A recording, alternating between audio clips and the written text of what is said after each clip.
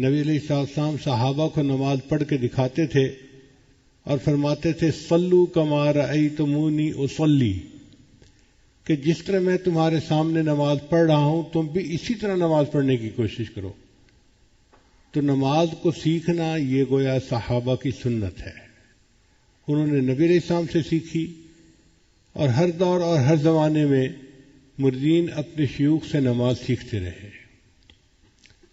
آج کے دور میں ہم یہ سمجھتے ہیں کہ شاید بیت کے تعلق کے بعد بس تعویذ دھاگے ہوتے ہیں جن سے کام چلتے ہیں، ایسی بات نہیں ہے۔ شاہ اسماعیل شہید رحمۃ اللہ علیہ جب اپنے شیخ سے بیعت ہوئے تو انہوں نے پوچھا کہ آپ کیسے آئے؟ تو کہا کہ حضرت مجھے صحابہ جیسی نماز پڑھنے سکھا دیجئے۔ یہ بیعت کا اصل مقصد ہے کہ بندے کی نماز سنور جائے، حتیٰ کہ اس کو نماز کی حلاوت نصیب ہو جائے۔ جس طرح ظاہری کھانوں کے اندر لذت ہوتی ہے، بریانی کے اندر اپنی لذت ہے، آئس کریم کے اندر اپنی لذت ہے، مرغ کڑائی کے اندر اپنی لذت ہے، اسی طرح اعمال کی بھی اللہ تعالیٰ نے لذتیں رکھی ہیں۔ اگر انسان کا دل صاف ہو تو وہ ان لذتوں کو محسوس کر سکتا ہے۔ ہم نے دیکھا ہے بعض لوگوں کی لذت کی جو حس ہوتی ہے وہ ختم ہو جاتی ہے، ان کو پتہ ہی نہیں چلتا وہ نمکین چیز کھا رہے ہیں یا میٹھی چیز کھا رہے ہیں۔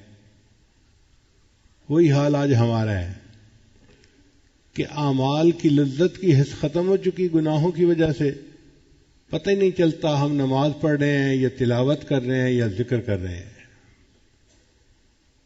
انسان اگر اپنے قلب کی کیفیت کو جانچنا چاہے، اس کا ایک لٹمس ٹیسٹ ہے۔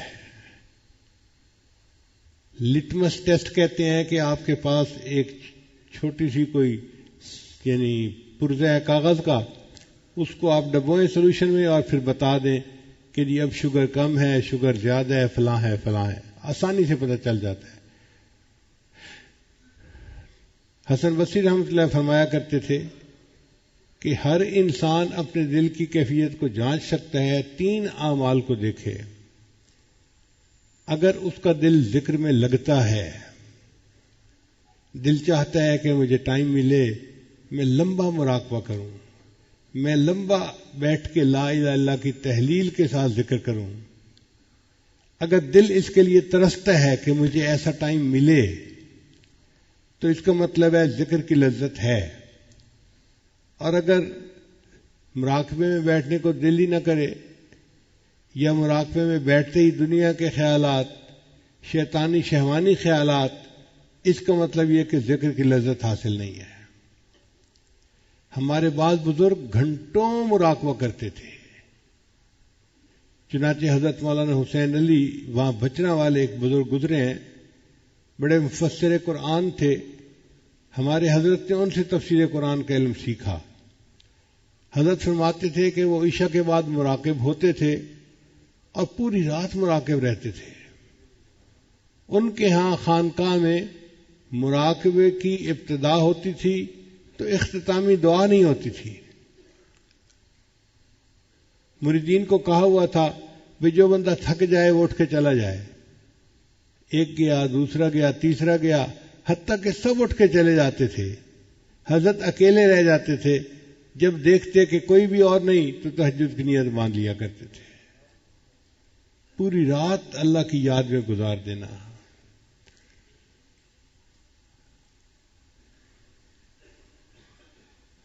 مصر کے ایک بڑے بزرگ گزرے ہیں، سید بدوی رحمت اللہ علیہ، ان کے بارے میں آتا ہے کہ وہ 40 دن کا مراقبہ کیا کرتے تھے۔ تو مجھے حیرت ہوئی کہ 40 دن کا، تو کتاب میں تفصیل لکھی ہوئی تھی کہ وہ صرف نماز کے لیے اٹھتے تھے اور جماعت کے ساتھ نماز پڑھ کے پھر مراقب، یا کسی وقت بھوک پیاس کی وجہ سے اٹھتے تھے اور کھانا کھا کے پھر مراقب۔ 40 دن وہ مراقبے ہی کی صورت میں گزارا کرتے تھے۔ اور اس کی وجہ سے ان کے چہرے پہ اتنا نور آ گیا تھا کہ لوگ ان کے چہرے کی نورانیت کو دیکھ نہیں سکتے تھے، تو آخری عمر میں وہ چہرے کو چھپایا کرتے تھے. جیسے عورتیں چہرے پہ نقاب رکھتی ہیں نا پردے کی وجہ سے، وہ اس طرح چہرے پہ نقاب رکھتے تھے. ایک مرتبہ ان کے خادم نے کہا کہ مجھے اتنا عرصہ ہو گیا خدمت کرتے ہوئے، آپ مجھ سے بھی چہرہ چھپاتے ہیں، مجھے تو اپنا چہرہ چھپا دیجیے. تو انہوں نے چہرے سے نقاب ہٹایا تو ان کا مرید جو تھا وہ وہیں غش کھا کر گرا، بے ہوش ہو گیا. اور یہی حال حضرت موسیٰ علیہ السلام کا تھا. جب ان پر تجلی پڑی تھی اس کے بعد لوگ ان کے چہرے کی نورانیت کو دیکھ نہیں سکتے تھے. تو سید بدوی رحمت اللہ علیہ کی بھی کیفیت یہی تھی. اتنا اللہ کا ذکر کرتے تھے کہ 40 دن تک مراقبہ کرتے تھے، اور بعض ہمارے بزرگ پوری پوری رات مراقبہ کرتے تھے. کیوں؟ ان کو ذکر کی لذت ملتی تھی. اللہ کے بڑے مزے جو بھی چاہے وہ چکھ لے. یہ تو کر کے دیکھنے کا کام ہے. اگر شروع میں لذت محسوس نہیں ہوتی تو استغفار کریں، اللہ سے دعائیں مانگیں اور کوشش کریں. چند دنوں کے اندر ذکر کی لذت ملنی شروع ہو جائے گی. پھر ایسا مزہ آئے گا کہ دل چاہے گا کہ میں مراقبے میں بیٹھوں اور کوئی مجھے ڈسٹرب نہ کرے. ایسے بھی لوگ ہیں دنیا میں جو روزانہ کے معاملات کرنے سے پہلے 2 رکعت نفل پڑھتے ہیں. یا اللہ اب میں معاملات میں بیٹھ رہا ہوں، کوئی بندہ نہ آ جائے جو مجھے ڈسٹرب کرے.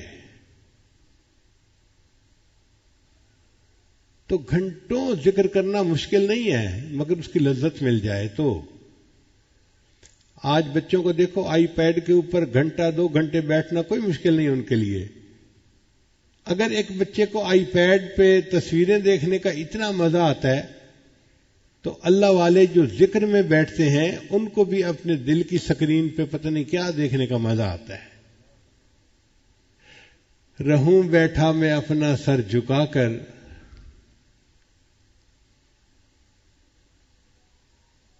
یہ ذکر کا مزہ ہی ایسا ہے، لذت ہی ایسی ہے.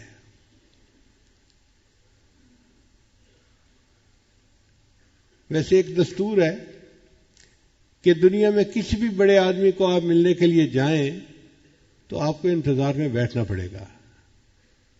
مثلا آپ جائیں جی میں پولیس کے بڑے سے ملنا ہے تو یہ نہیں ہو سکتا کہ آپ جائیں اور سیدھا دفتر میں اس کے سامنے جا کے بیٹھ جائیں.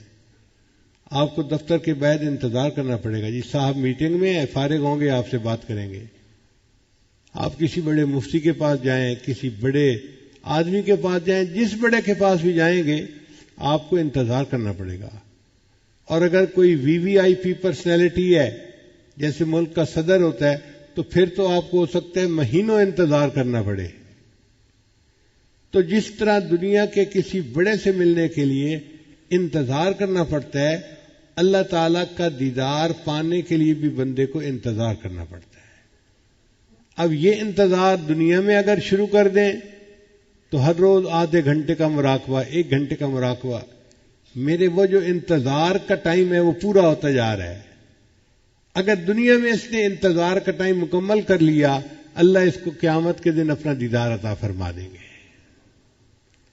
اور اگر دنیا میں یہ عمل نہ کر سکا تو پھر اس کو آگے جا کر انتظار کرنا پڑے گا، پھر اس کو اللہ تعالیٰ جنت دیں گے اور اپنا دیدار عطا فرمائیں گے.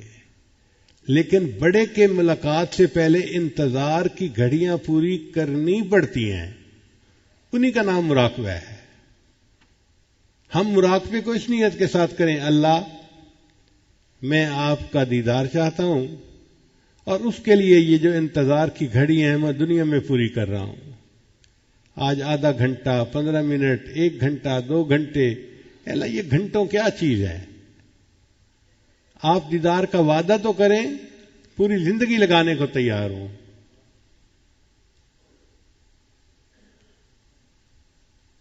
سر طور ہو سر عرش ہو ہمیں انتظار قبول ہے. سر طور ہو سر حشر ہو ہمیں انتظار قبول ہے.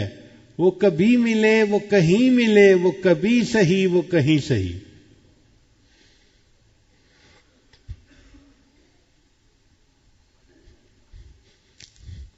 اللہ آپ ملنے کا وعدہ تو کریں، کبھی ملے کہیں ملے، ہم اس کے لیے تیار ہیں۔ تو جب دل کی یہ کیفیت ہوگی پھر ذکر میں بیٹھنا مشکل نہیں ہوگا، انسان مصروفیات میں سے ٹائم نکال لے گا اور کچھ نہ کچھ وقت نکال کے روزانہ اللہ کی یاد میں بیٹھے گا۔ جس طرح ذکر کی لذت ہے اسی طرح اللہ کے قرآن پڑھنے کی بھی لذت ہے، مگر وہ لذت ہر بندہ نہیں محسوس کر سکتا۔ جس طرح نابالغ بچہ بلوغ کی لذت سے واقف نہیں ہو سکتا، جو انسان اپنے دل کی صفائی نہ کرے وہ قرآن کی لذت سے واقف نہیں ہو سکتا۔ اور جن کو لذت آتی ہے وہ پوری پوری رات قرآن کی تلاوت کرتے ہیں۔ اللہ کے محبوب صلی اللہ علیہ وسلم پوری رات قرآن مجید کی تلاوت میں گزار دیتے تھے۔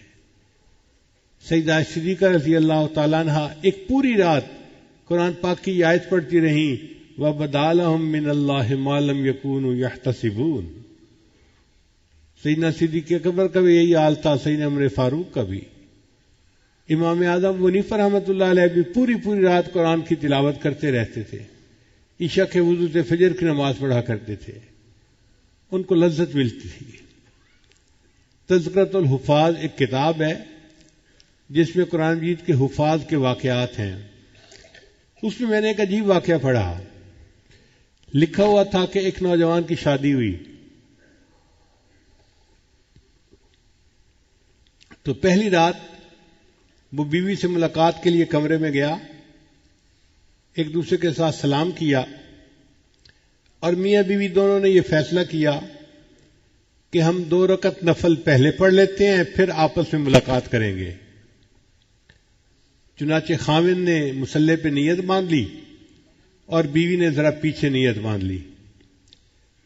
اب یہ بچہ پوری رات عبادت کرنے کا عادی تھا،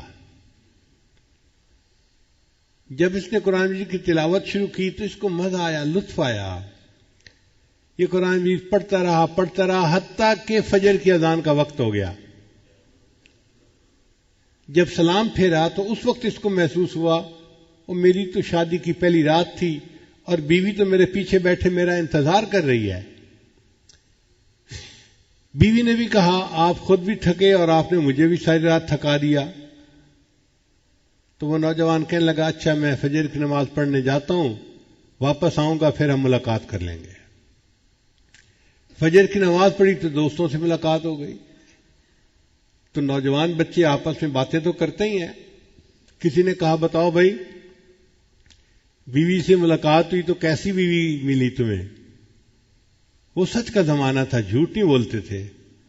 اس نے کہا جی میری تو بیوی سے ملاقات ہی نہیں ہوئی۔ وہ کہنے لگے تو بھی کیسا مرد ہے کہ بیوی ساری رات تیرے پاس رہی، تیرے کمرے میں رہی اور تو کہتا ہے کہ ملاقات کا وقت ہی نہ ملا۔ اس وقت اس نے کہا کہ اللہ کی قسم میں نے 2 رکعت نفل کی نیت باندھی تھی، قرآن مجید کی لذت مجھے ایسی ملی ذہن سے خیال ہی نکل گیا کہ بیوی انتظار میں بیٹھی ہوئی ہے۔ تو ذکر کی اپنی لذت ہے، قرآن مجید کی اپنی لذت ہے اور نماز کی اپنی لذت ہے۔ سب سے پہلے درجے پر ہے ذکر کی لذت، پھر اس سے اونچے درجے پہ ہے قرآن مجید کی لذت اور اس سے بھی اونچے درجے پہ ہے نماز کی لذت۔ ذکر کی لذت ایسی ہے جیسے کوئی دور سے بیٹھ کے محبوب کو یاد کرتا ہے، اس کو بھی مزہ آتا ہے۔ جو دور سے بیٹھا اپنے محبوب کے خیالات میں مگن ہے اس کو مزہ آتا ہے۔ ذکر کی لذت ایسے ہی ہے۔ اور قرآن مجید کی لذت ایسے ہے جیسے کوئی اپنے دوست سے ٹیلی فون پہ گفتگو کر رہا ہو۔ تو یاد کرنے کا مزہ کم ہے، گفتگو کرنے کا مزہ اس سے زیادہ ہے۔ اور نماز کی لذت ایسے ہے جیسے محبوب کے سامنے بیٹھ کے اس کا دیدار کر رہا ہو اور بات چیت کر رہا ہو، اس کا مزہ سب سے زیادہ ہے۔ تو نماز کی کیفیت ہے کہ جیسے بندہ اللہ کا دیدار کر رہا ہے اور اس سے ہم کلامی بھی کر رہا ہے۔ اس لیے نبی صاحب نے فرمایا ان تعبد اللہ کا انک تراہ تو اللہ کی عبادت ایسے کر جیسے تو اسے دیکھتا ہے. فَإِن لَّمْ تَكُن تَرَاهُ فَإِنَّهُ يَرَاكَ. اور اگر تیری یہ کیفیت نہیں تو کم از کم اتنی کیفیت حاصل کر لے کہ اللہ تجھے دیکھ رہا ہے، تو اللہ کے سامنے کھڑا ہے. ایسی نماز کو بنانا ہم میں سے ہر بندے کے لیے لازم ہے. اب یہ نماز کیسے بنائیں، اس کے لیے فکر مند ہونے کی ضرورت ہے. سب سے پہلی بات کہ ذکر کثرت کے ساتھ کیا جائے. جتنا ذکر کثرت کے ساتھ کریں گے اتنا نماز کی کیفیت بہتر ہو جائے گی. دوسری بات کہ نماز کا ترجمہ آنا چاہیے ہر لفظ کا، تاکہ جب آدمی نماز کے الفاظ پڑھ رہا ہے تو صرف الفاظ ہی نہ پڑھے، ان الفاظ کے پیچھے ایک کیفیت ہے وہ حاصل ہونی چاہیے. اور تیسرا یہ کہ اپنی نگاہوں کو کنٹرول رکھے. قیام میں نگاہیں سجدے پر ہوں، رکوع میں پاؤں کے انگوٹھوں پر، سجدے میں ناک کے اوپر، اور اتحیات میں اپنے دامن کے اوپر. اگر نماز میں ترجمے کا خیال رکھے، نگاہوں کا خیال رکھے اور پھر اللہ کی طرف متوجہ ہونے کی کوشش کرے تو نماز کی لذت آسانی سے حاصل ہو جاتی ہے. یہ کوئی اچیویبل چیز ہے، ان اچیویبل چیز نہیں ہے. خوش نصیب ہیں وہ لوگ جو دنیا میں نماز پڑھنے کی لذت کو پا لیتے ہیں، پھر وہ بہانے ڈھونڈتے ہیں. 5 فرض نمازوں سے ان کی محبت کا جذبہ ٹھنڈا نہیں ہوتا. وہ اللہ سے ملاقات کے لیے بہانے ڈھونڈتے ہیں. اشراق پڑھ لو جی، چاشت پڑھ لو جی، اوابین پڑھ لو جی، تہجد پڑھ لو، وہ جی صلاۃ الحاجت پڑھ رہا ہوں، میں تو تحیۃ الوضو پڑھ رہا ہوں، میں تو تحیۃ المسجد پڑھ رہا ہوں. یہ اصل میں سب نوافل بہانہ ہیں اللہ سے ملاقات کے. جیسے بچوں کو وقت ملتا ہے نا تو 5 منٹ بھی ملے وہ اپنا فون آئی پیڈ کھول کے بیٹھ جاتے ہیں. ایسے اس بندے کی کیفیت ہوتی ہے، اس کو چند منٹ ملتے ہیں، یہ فوراً نماز کے چند نفل پڑھ لیتا ہے چونکہ اس کو مزہ آ رہا ہوتا ہے. آج کل ہم نماز پڑھتے ہیں مزدور کی نماز. آپ دیکھیں گھر میں ایک مزدور لائیں کہ جی پتھر توڑنے ہیں، تو مزدور آئے گا، پتھر توڑے گا اور رات کو جاتے ہوئے آپ سے 500 روپیہ مزدوری کا لے کے چلا جائے گا. لیکن اس مزدور کو پتھر کے توڑنے میں کوئی مزہ نہیں آ رہا. ایک مزدوری ہے جو بیٹھا سارا دن کر رہا ہے، اور ایک آدمی دنیا میں گزرا ہے، اس کا نام تھا فرہاد. اس کو شیریں سے محبت تھی اور اس کا دل چاہتا تھا کہ شیریں مجھے مل جائے. تو اس کو کسی نے شرط لگا دی کہ اگر تم پہاڑ کھودو اور اس میں سے نہر کوئی نکل آئے پانی کی تو پھر تمہیں نکاح کر دیا جائے گا. اب وہ فرہاد پتھر توڑتا تھا، مگر پتھر توڑنے میں اس کے ساتھ ایک لذت وابستہ تھی کہ مجھے میرا محبوب مل جائے گا. ہر ضرب تیشا کیفے وصال دوست. وہ جو کلہاڑا مارتا تھا پتھر کے اوپر تو ہر ضرب لگانے پر اس کو ایسے لگتا تھا جیسے مجھے میرے دوست کے وصل کا مزہ مل رہا ہے. ہر ضرب تیشا کیفے وصال دوست. فرہاد میں جو بات ہے مزدور میں نہیں. آج ہم مزدور کی نمازیں کھڑے پڑھ رہے ہیں، کاش کہ اللہ ہمیں فرہاد کی نمازیں پڑھنے کی توفیق عطا فرمائے.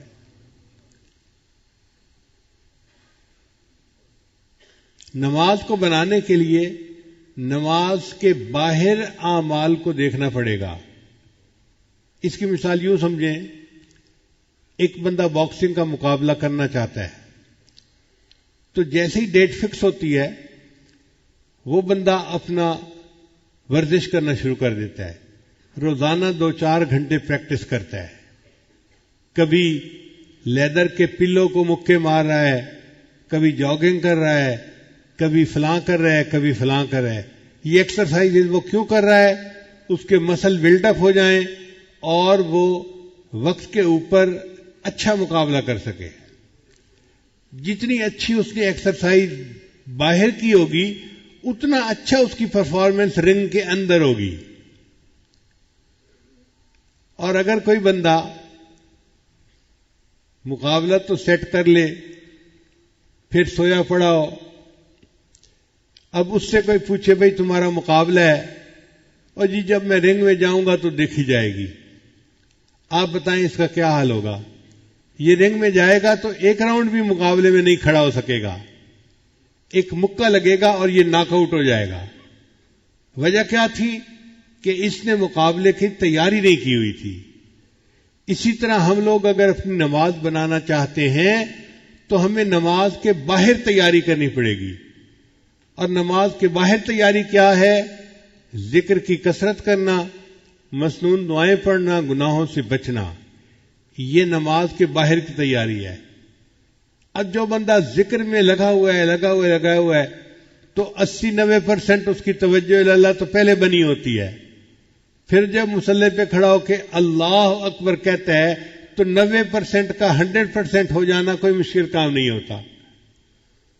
ہم غفلت کی زندگی گزارتے پھر رہے ہوتے ہیں، مصلی پہ آ کے اللہ اکبر کہتے ہیں، تو ایسے تو نہیں ہو سکتا کہ غفلت سے یکدم ہمیں حضوری کی کیفیت حاصل ہو جائے. آپ فرق کا اندازہ لگائیں نا. ایک ہماری زندگی ہے کہ نماز کے دوران بھی اللہ سے غافل ہیں، حالت نماز میں بھی دنیا کے خیالات ہیں، حالت نماز میں بھی بندوں کے خیالات ہیں، نماز میں کھڑے ہوئے بھی اللہ سے غافل ہیں. اور ایک اللہ کے وہ بندے ہیں جو بازار میں بیٹھے ہیں، خرید و فروخت کر رہے ہیں. اللہ فرماتے ہیں رجال اللہ تلہیہم تجارت ولا بیع عن ذکر اللہ. ان کو تجارت اور خرید و فروخت اللہ کے ذکر سے غافل نہیں کرتی. ایک وہ بلندی دیکھیں کہ تجارت کرتے ہوئے بھی اللہ سے غافل نہیں ہوتے، اور ایک ہم ہیں کہ نماز کی حالت میں کھڑے ہوئے اللہ سے غافل ہیں. اب ہیں کہاں اور پہنچنا کہاں ہے؟ اس لیے ہمیں چاہیے کہ ہم کثرت کے ساتھ ذکر کریں تاکہ ہمیں ذکر کی لذت نصیب ہو، پھر ہمیں قرآن مجید کی تلاوت کی لذت نصیب ہو، اور پھر ہمیں نماز کی لذت نصیب ہو. جس بندے نے دنیا میں نماز بنا لی وہ گویا کامیاب ہو گیا. اللہ تعالیٰ نے قرآن مجید میں 700 سے زیادہ دفعہ فرمایا ہے اقیموا الصلاۃ، نماز قائم کرو، نماز قائم کرو، نماز قائم کرو. ہم بچے کو ایک کام ایک دفعہ کہہ دینا تو سمجھتے ہیں ایک دفعہ کہہ دیا کافی ہے. ہماری کیا حالت ہے؟ اللہ تعالیٰ ہے، وہ مالک الملک ہیں، وہ ایک دفعہ کہہ دیتے بندوں کے لیے کافی تھا، یہ کہہ دیا. اس نے 700 مرتبہ اس بات کو ریپیٹ کیا، نماز قائم کرو، نماز قائم کرو. تو اس کا مطلب ہے کہ نماز کی کوئی اہمیت ہے نا. امام ربانی مجد الثانی رحمۃ اللہ فرماتے ہیں کہ جنت میں جنتیوں کو اللہ کا دیدار نصیب ہوگا. جنت میں جنتیوں کو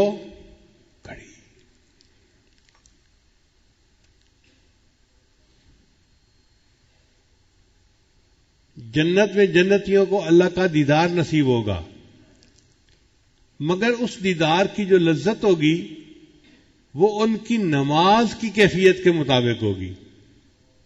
اگر وہ دنیا میں ایسی نماز پڑھتے تھے جس میں خیالات ہی آ رہے ہیں، ان کو اللہ کا دیدار تو ہوگا مگر محبوب کے چہرے پر پردے ہوں. اب ایک دلہن بیٹھی ہے جس کے چہرے پر پردے ہیں، اور ایک دلہن ہے جو پردے ہٹا کے بیٹھی ہے، تو کتنا فرق ہے. تو یہ جو دنیا میں ہمارے نماز کے خیالات ہیں یہ جنت میں پردے بن جائیں گے بندے اور اللہ کے چہرے کے درمیان. تو کیا لذت ملی اس بندے کو. اور جو لوگ دنیا میں ایسی نماز پڑھتے ہوں گے کہ نماز میں ان کو کسی کا خیال نہیں آتا ہوگا، ساری توجہ اللہ کی طرف رہتی ہوگی، اللہ تعالیٰ اس کو ایسی تجلی عطا فرمائیں گے کہ وہ اللہ کے چہرے کو بغیر کسی پردے کے دیکھے گا.